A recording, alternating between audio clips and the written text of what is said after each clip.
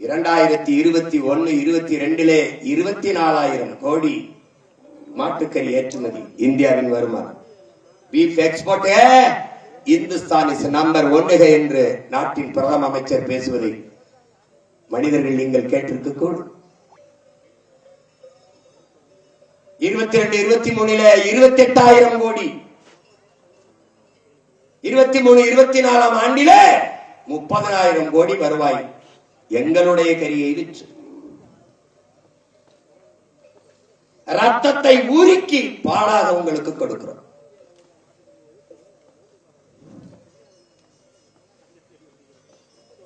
எத்தனையோ தாய்மார்கள் எங்களை நம்பித்தான் பிள்ளையை பெறுகிறார்கள். அவர்கள் ஓராண்டு பால் ஊட்டி அதோட நிறுத்தி விடுகிறார்கள். உனக்கு உயிர் போகிற நிலையில் உயிர் பால் ஊட்டினால் உன் தாய், உயிர் போகிற நிலையில் இறுதி பால் ஊட்டுவதும் நான் தான். பசுதான் கடைசி பால் உன் தாயின் மார்பிலிருந்து ஊற்றப்படுவதில்லை. என் உடன் பிறந்தானே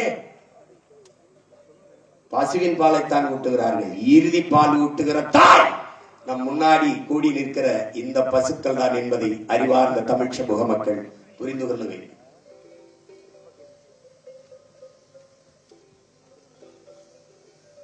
பால் ஏற்றுமதியில் மட்டும் டைரி டேலே மில்க் பால் நாளிலே நாட்டினுடைய முதன்மை அமைச்சர் மாண்புமிக்க ஐயா நரேந்திர மோடி அவர்கள் பேசியது இருக்கிறது. பாலிலே மிகப்பெரிய சந்தை இருக்கிறது, அதிலேயே நாம் தற்சார்பு பொருளாதாரத்தில் தற்சார்பை அடைய முடியும் என்று பேசியது இருக்கிறது. 13.5 லட்சம் கோடி பாலின் மூலம் வருவாய் ஈட்டப்படுகிறது. இந்தியாவிலே பாலின் சந்தை மதிப்பு, அதிலே தமிழ்நாட்டிலே 1,38,070 கோடி பாலின் சந்தை மதிப்பு. ஆனால் மனிதர்கள் நீங்கள் 1,38,070 கோடி பாலின் சந்தை மதிப்பு, அதை விட்டு நீங்கள் 50,000 கோடிக்கு சாராய வித்து குடிக்க வச்சு எண்ணற்ற தாய்மார்களின் தாலி அறுத்துக் கொண்டிருக்கிறீர்கள்.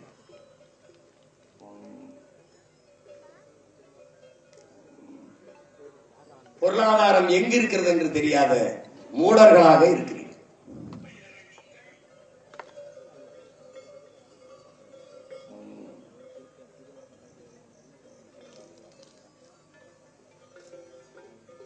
நாங்கள்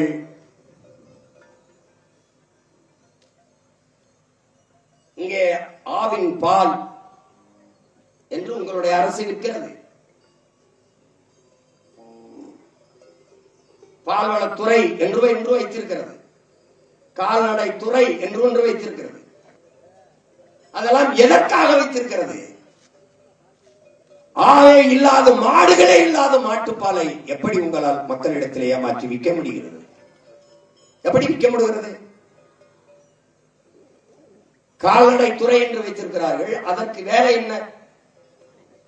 கால்நடையை பற்றி கவலையப்படாத ஒரு துறைக்கு பேர் கால்நடை துறை என்றால் இது எப்படி நீங்கள் அறிவார்ந்த மனிதர்கள் ஏற்கிறீர்கள்?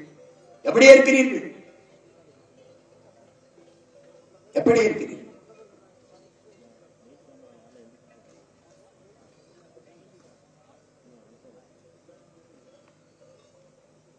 உங்கள் காலுக்கு செருப்பு எங்களின் தோல், உங்கள் தோளிலே பை, உங்கள் தோளுக்கு பை எங்களின் தோல்.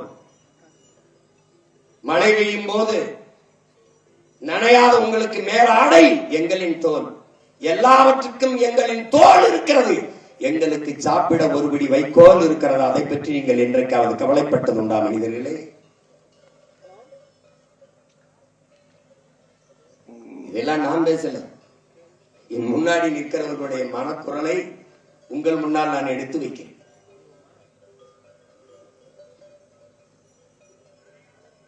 பிரேசில்ங்கிற ஒரு நாடு 2 கோடி ஹெக்டேரில் மேய்ச்சல் நிலம் வைத்திருக்கிறது.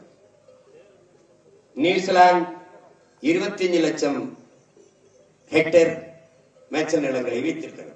ஆஸ்திரேலியா 3.5 கோடி ஹெக்டேர் விளைநிலங்களை வைத்திருக்கிறது. கென்யாவில் ஒரு சின்ன நாடு 1 கோடி ஹெக்டேர் விளைநிலங்களை வைத்திருக்கிறது, மேய்ச்சல் நிலங்களை வைத்திருக்கிறது. இந்தியா 1.7 கோடி ஹெக்டேர் மேய்ச்சல் நிலங்களை வைத்திருக்கிறது என்று விவரங்கள் சொல்லுது. அதிலே தமிழ்நாடு 12 லட்சம் ஹெக்டேர் விளை மேய்ச்சல் நிலங்களை வைத்திருக்கிறது என்று சொல்லுகிறார். அது குறிப்பாக கிருஷ்ணகிரி, தருமபுரி, சேலம், நாமக்கல், நீலகிரி இங்கெல்லாம் மேய்ச்சல் நிலங்கள் இருப்பதாக கணக்கிலே சொல்கிறார்.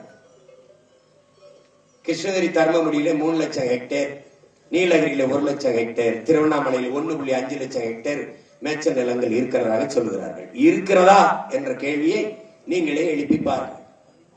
12 லட்சம் ஹெக்டேரிலே எல்லா நிலங்களையும் மேய்ச்சல் நிலங்களையும் ஆக்கிரமித்து தொழிற்சாலை கட்டுகிறோம், விண்ணூர்தி நிலையம் கட்டுகிறோம், பேருந்து நிலையம் கட்டுகிறோம் என்று வீட்டு மனைகளாக விளைநிலங்களையும் மேய்ச்சல் நிலங்களையும் பறித்து எல்லாவற்றையும் அபகரித்துக் கொண்டார்கள்.